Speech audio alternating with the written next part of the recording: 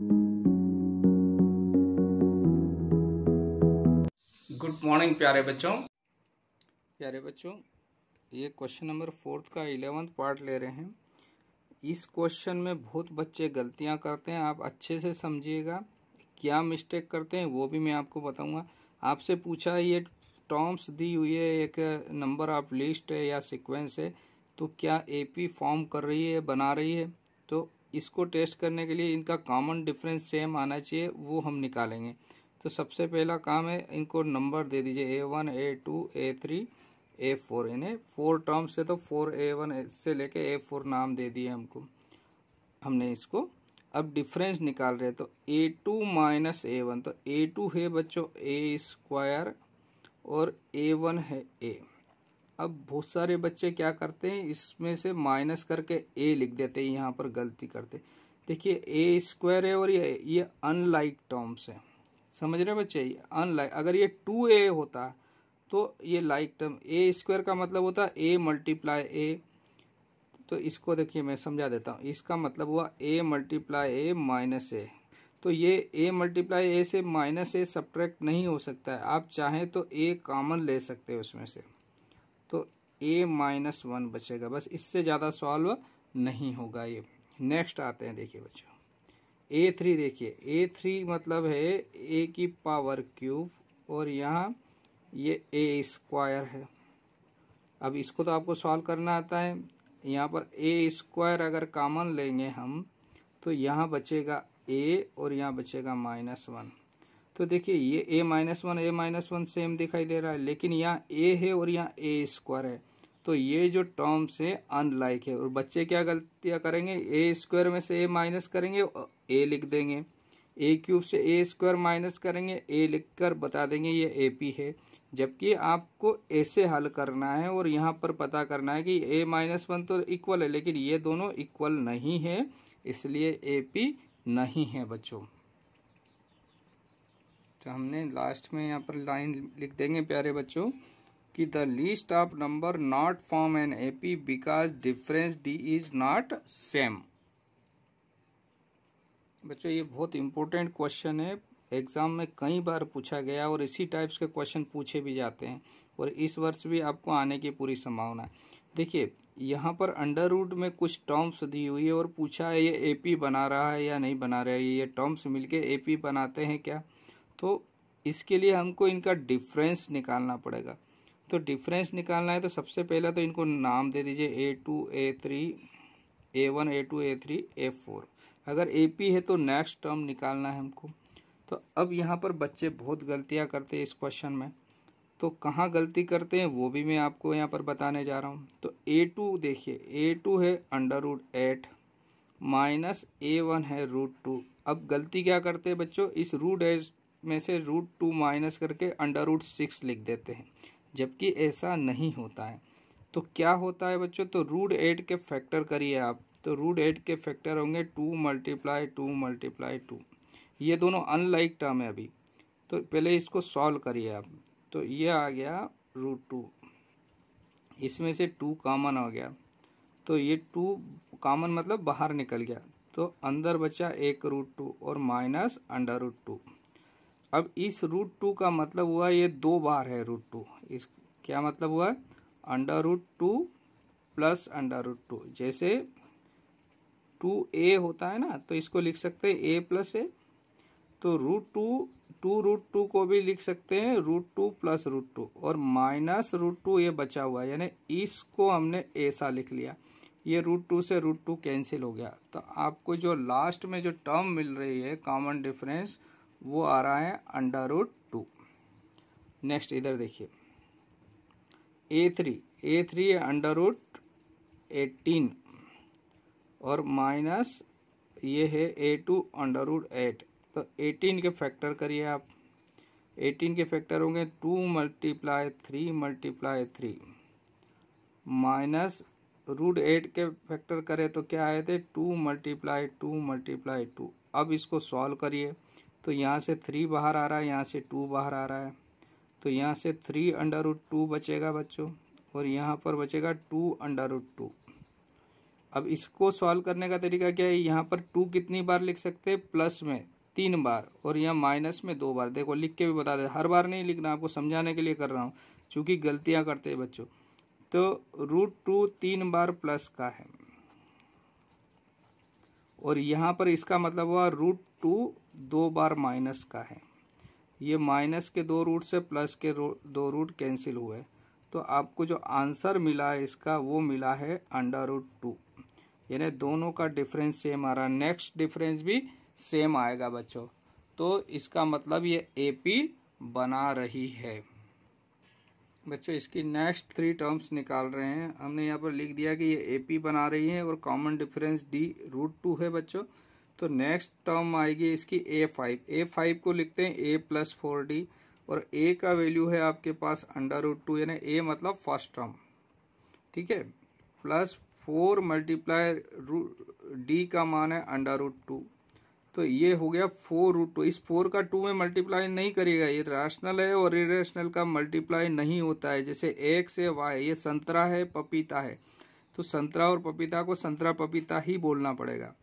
तो अब इसका मीनिंग समझिए, 4√2 का मतलब हुआ √2 4 टाइम्स हो गया, √2 + √2 + √2, तो 4 टाइम्स √2 है और एक अंडर और मिल गया, तो ये दोनों मिलके 5 √2 हो गया बच्चों, ठीक। अब यहाँ से √2 है, A का वैल्यू √2 है बच्चों और 5 √2, तो ये √2 इसको अगर जब हम पढ़ेंगे तो इसका मतलब हुआ यह √2 5 टाइम्स हो गया, तो √2 5 बार लिखेंगे और एक बार यहाँ है, तो ये 6 बार हो गया, तो 6 √2। ऐसे ही इधर देखिए √2 + 6 √2, तो ये 6 बार √2 है और एक यहाँ है 7 बार हो गया, तो 7 √2। अब आपको चाहे तो इसको अंडर रूट में, तो ये अंडर रूट में जाएगा, इसको अंदर भेजेंगे तो 5 × 5 ये ऐसा हो जाएगा, समझ रहे ना। जो बाहर निकालेंगे तो 5 आएगा, अंदर जाएगा तो ऐसा लिखना पड़ेगा। तो 5 2 = 10 और 10 5 = √50, तो इसको आप चाहे तो √50 भी लिखिए या ये भी लिखिए, दोनों सही है आंसर।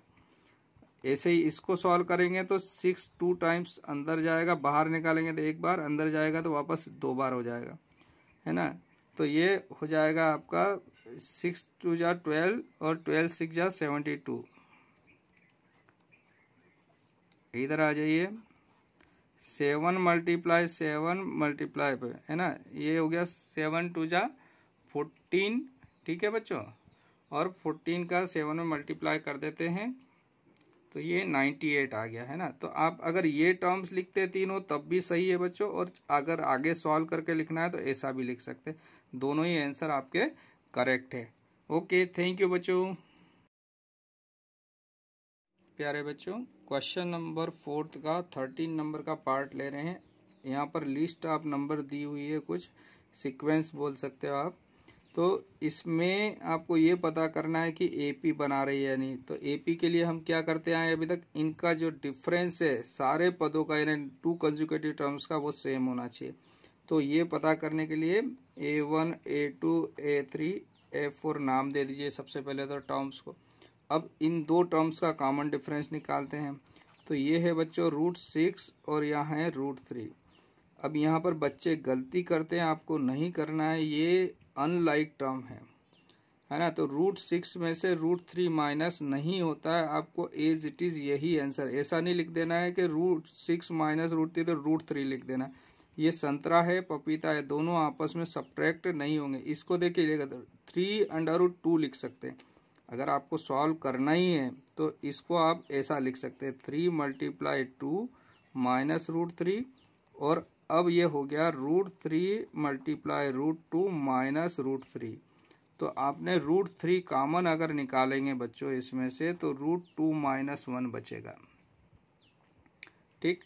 ऐसे ही नेक्स्ट इसको सॉल्व करेंगे तो ये √9 को वैसे 3 हो जाता है ये, है ना, लेकिन आपको मैं दूसरा तरीके से सॉल्व करके बता। √9 को लिख सकते हैं 3 × 3 और √6 को लिख सकते हैं 3 × 2, और फिर सेपरेट करते हैं इनको तो √3 × √3 और ये हो जाएगा √3 × √2। तो √3 कॉमन निकाला बच्चों, तो यहाँ बचेगा √3 - √2। तो देखिए ये √3 तो सेम, लेकिन अंदर वाली संख्याएं दोनों अलग अलग है।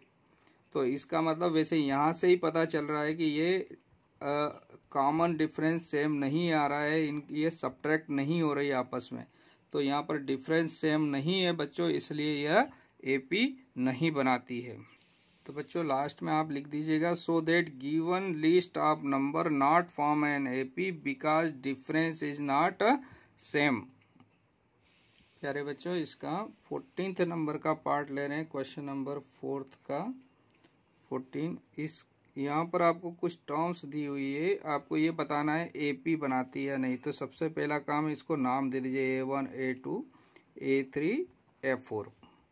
अब अगर इनका डिफरेंस सेम आता है कंजुगेटिव टर्म्स का, यानी फर्स्ट टू नेक्स्ट टू या इनका, तो कम से कम 2 तो निकालना ही है। अगर डिफरेंस सेम आता है तो AP बनाएगी, डिफरेंस सेम नहीं आता है तो नहीं बनाएगी AP। तो A2 कितना है 3 स्क्वायर और A1 है 1 का स्क्वायर। इसको सॉल्व करते हैं तो ये 9 - 1 मीन्स 8 मिल रहा है आपको। नेक्स्ट A3 है 5 का स्क्वायर -3 का स्क्वायर। तो 5 का स्क्वायर होता है 25 और ये होता है 9। तो 25 में से अगर 9 माइनस करेंगे तो आपको 16 मिलेगा। तो यहाँ 8 आ रहा है डिफरेंस, यहाँ 16 आ रहा है, यानी डिफरेंस सेम नहीं है बच्चों। डिफरेंस सेम नहीं है तो ये AP नहीं बनाती है बच्चों। तो बच्चों इसका रीज़न क्या लिख देंगे हम, so that given list of number not form an AP because the difference is not same, यानी कॉमन डिफरेंस जो है वो इक्वल नहीं है। बच्चों क्वेश्चन नंबर 4 है, 4 का लास्ट 15th पार्ट ले रहे हैं। इसमें देखिए आपको नंबर ऑफ लिस्ट में दिया है 1 स्क्वायर 5 स्क्वायर 7 स्क्वायर और यहाँ 73 दे दिया, और आपसे पूछा है कि AP बना रही है या नहीं। तो आपको ये टेस्ट करने के लिए इसकी जो कंटिन्यूस टर्म्स है, यानी फर्स्ट 2 टर्म्स का डिफरेंस निकालिए, फिर नेक्स्ट 2 का निकालिए, फिर नेक्स्ट 2 का, तो कम से कम 2 का तो निकाल लीजिए आप। अगर डिफरेंस सेम आता है तो ये AP बनाएगी। तो ये पता करने के लिए सबसे पहले इनको नाम दे दीजिए A1 A2 A3 और A4। आपने नाम दे दिया बच्चों।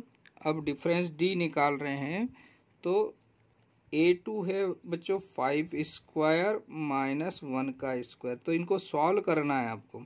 तो 5 स्क्वायर में से 1 स्क्वायर माइनस मत कर देना आप। तो 5 का स्क्वायर है तो ये हो जाएगा 25 और ये 1। अब आप इसको सब्ट्रैक्ट करिए तो ये आ गया बच्चों 24। नेक्स्ट निकालिए 7 स्क्वायर -5 स्क्वायर। तो 7 का स्क्वायर हो गया 49 और ये 25, इसको भी सब्ट्रैक्ट किया तो 24। नेक्स्ट का भी डिफरेंस आ जाएगा, 73 में से 49 माइनस करेंगे तो 24। इसका मतलब ये AP बना रही है। AP बना रही है तो नेक्स्ट 3 टर्म्स भी हम इसकी निकालेंगे अब। तो बच्चों हमने इसका रीज़न क्या दे दिया है कि ये AP बना रही है। क्यों बना रही है? क्योंकि इसका डिफरेंस सेम है बच्चों। अब नेक्स्ट 3 टर्म निकाल रहे हैं, तो A5 को लिखते हैं A + 4D, और A का वैल्यू है आपके पास 1 का स्क्वायर, मतलब 1 हो गया आपका, है ना। A हो जाएगा, A1 मतलब A है और A1 स्क्वायर में मतलब 1। तो फर्स्ट टर्म A जो है 1 हो जाएगी। 1 + 4 मल्टीप्लाई डिफरेंस आ रहा है 24। तो इसको सॉल्व करेंगे तो 1 + 24 का 4 में मल्टीप्लाई करेंगे बच्चों, तो कितना हो जाएगा देखिए आपका। तो बच्चों 4 से 24 को मल्टीप्लाई किया 96 मिला, +1 ऐड कर दिया 97। नेक्स्ट है 1 + 5 × 24, यानी A1 है, कॉमन डिफरेंस 24 है बच्चों। तो 1 प्लस और 24 का 5 में मल्टीप्लाई करेंगे तो 120 आएगा। तो आपको नेक्स्ट टर्म मिल गई 121। इधर देखिए A है आपका फर्स्ट टर्म 1 और 6 मल्टीप्लाई कॉमन डिफरेंस है 24। तो 1 प्लस इस 24 का 6 में मल्टीप्लाई करते हैं तो 144 मिलता है, और ऐड कर दिया तो 145। तो आपकी नेक्स्ट 3 टर्म्स यहाँ पर 97, 121, 145। तो यहाँ पर ये क्वेश्चन कंप्लीट होता है बच्चों। तो आपको समझ में आया होगा। ये इम्पोर्टेंट एक्सरसाइज है, इसको रिवाइज कर लीजिएगा। और जो आगे मैं बताने जाऊंगा वो न्यू सिलेबस जो है आपका CBSE ने डिसाइड किया, जो रिमूव पार्ट किया उसको छोड़ के जो अभी एग्ज़ाम में आएगा वही मैं आपको बताऊंगा। इसलिए नेक्स्ट वीडियो को आप अच्छे से समझिएगा, देखिएगा, और जो आने जैसे हैं क्वेश्चन उन्हीं पे प्रैक्टिस करिएगा ताकि आपको फुल मार्क्स आ सके। Okay, thank you, have a nice day.